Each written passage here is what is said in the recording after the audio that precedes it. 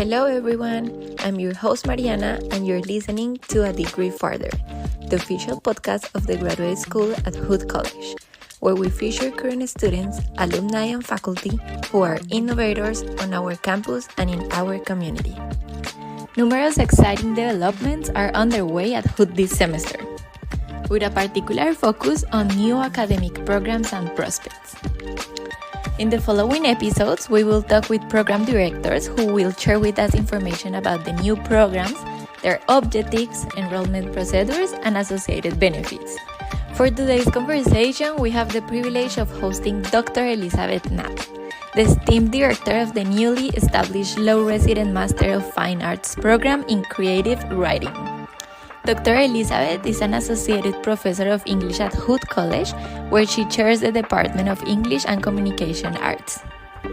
She is also the author of Requiem with an Amulet in Its Beak, winner of the 2019 Jen Feldman Prize. And she's also the author of The Spite House, winner of 2010 the Nobel Poetry Prize. Her other honors include the 2022 International Poetry Prize from Atlanta Review, the 2018 Robert H. Winner Memorial Award from Poetry Society of America, and a 2017 Individual Artists Award from the Maryland State Arts Council. Today, she will provide us with comprehensive insights into the new program, including her inspiration for joining this remarkable project, the program mechanisms, and the process for becoming involved. As always, I sincerely appreciate your attentive audience. We trust that you will find information of interest, and for those who wish to explore further in this program information, you can access to all the relevant details in the episode's description. Thank you for your continued support. Don't forget to follow us and turn on the notification button for new episodes. Enjoy it! Hi, Dr. Elizabeth. Welcome to A Degree Farther. It's a pleasure to have you here. Thank you. It's a pleasure to be here. Thank you so much. Well, as always, I would like to start with you, with knowing a little bit about you, about your background, your professional academic background, and whatever you would like to share with us as an introduction of yourself. Sure. Well, I'm a poet myself. I have two books of poetry. The first one is The Spite House, which was published in 2010. And the last one is Requiem with an Amulet in Its Beak. That's a long title. It was published in 2019. I'm the chair of the Department of English and Communication Arts, associate professor of English. I've been teaching at Hood for 15 years. This is my 15th year. And what else can I tell you? This year, I'm really excited to be launching and directing the Low Residency MFA in Creative Writing. Yeah, we are so excited about that too, and we would love to talk about that today. So if you can tell us any exciting news about this new program, and how is it, how it works, and what is it? Yeah, absolutely. So what is a low res MFA? MFA is a Master of Fine Arts in Creative Writing. Low residency means that it's only on campus for 10 days out of the year. So the rest of the time it's remote, and students will be working one-on-one with a faculty mentor. But they'll be in residence for 10 days in June. And we're going to launch our first residency and the program June 2024. And the dates we've selected so far, we've got June 13th through the 23rd reserved. So it's a 2-year program, 48 credits, 2 tracks, poetry and fiction. We do hope to add creative nonfiction, maybe playwriting, screenwriting, genre fiction, young adult fiction. We have lots of ideas for different tracks, but we're going to start with the basics with poetry and fiction. Although we encourage cross genre work and hybrid work and experimentation. So the tracks are, I feel like the titles of the tracks are just kind of, you know, um, just sort of placeholders. Really, I think the students will sort of, hopefully branch out and experiment in different genres. Yeah. Let's see, what else can I tell you? I could go into a lot of detail, but you probably don't want that much detail. The basics about it, though: 2 years, 48 credits, 3 residencies in June, 10 days each. And one of the really cool things about our program is that we're going to be partnering with the Prague Summer Program, which is actually the oldest study abroad program for creative writers in English. It was founded in the early 90s and was for a long time affiliated with the University of New Orleans and then with Western Michigan University. That's where I got my PhD. And I know the writers there. I'm married to one of the founders. So we're going to have a partnership with them, and students will have the opportunity to go for the second residency. They can actually go to Prague and complete the residency there. Undergraduate students as well will have that opportunity. So that's something that's really unique about our program that we're excited about. This sounds incredible. Like I would love to to be part of that program. I love writing. Oh, awesome. Yeah, no, and we are interested on hearing everything, like all these unique things, the highlight things of the program that you want to mention. So feel free to share everything that comes up, because it's a new program and we are like telling everybody what is it about. So we're happy to hear everything. It is amazing to hear it. So how a person can apply to this program? What is the application process? Is this a graduate program only, or maybe undergraduate students can participate? Yeah, how the admission process work? It's a graduate program only. So the Prague program, though, we will have study abroad opportunities for undergraduate students too. That's something separate.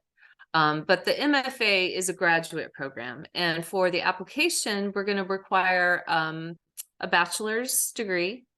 We'll ask for a writing sample, a certain number of pages of fiction, certain number of pages of poetry.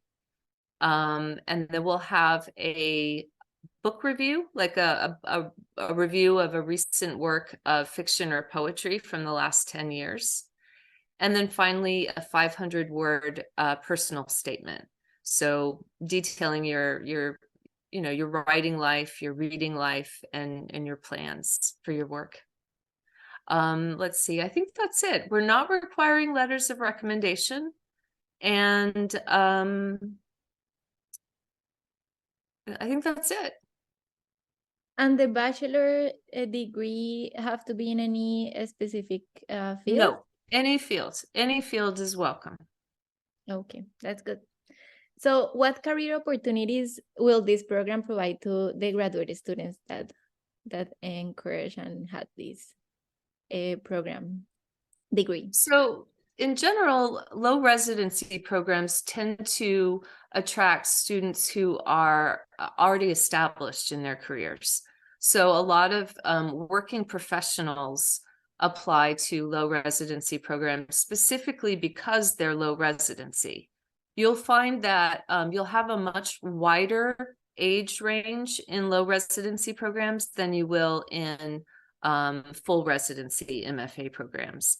And that's because the low residency model really appeals to people who have full-time jobs, who have careers, who have families, who have other responsibilities that make taking in-person classes impossible.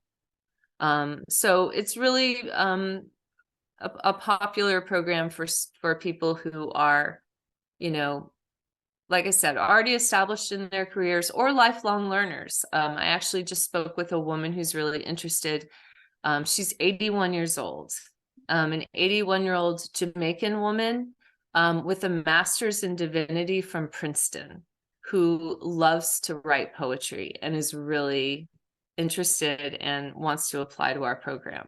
So people like that, you know. I myself went to a low residency. I did my MFA at a low residency program, Bennington College, as one of the first ones actually to run the low residency model. And I think, again, the age range was like, I think the youngest was just right out of college, 22, and the oldest was like 80. So it's there's a very, very wide age range, really diverse group of students who are attracted to the low res MFA. So I would say for career opportunities, like, you know, again, many already have careers and they're doing the MFA because they want to write and publish a book. Maybe a work of fiction, a work of short stories, a book of poems. That's mostly I think the motivation for most students in doing the MFA. However, I will say for Frederick County, I think it would be a great opportunity for teachers, future teachers, because FCPS, the public schools, encourage, and in fact, I think they even offer funding for students to go on and get their master's in any related field to education. So an MFA would certainly qualify. So we're hoping to attract some local teachers. And then we're hoping some of our undergraduates, recent undergraduates of our creative writing program, undergraduate program, will also be interested.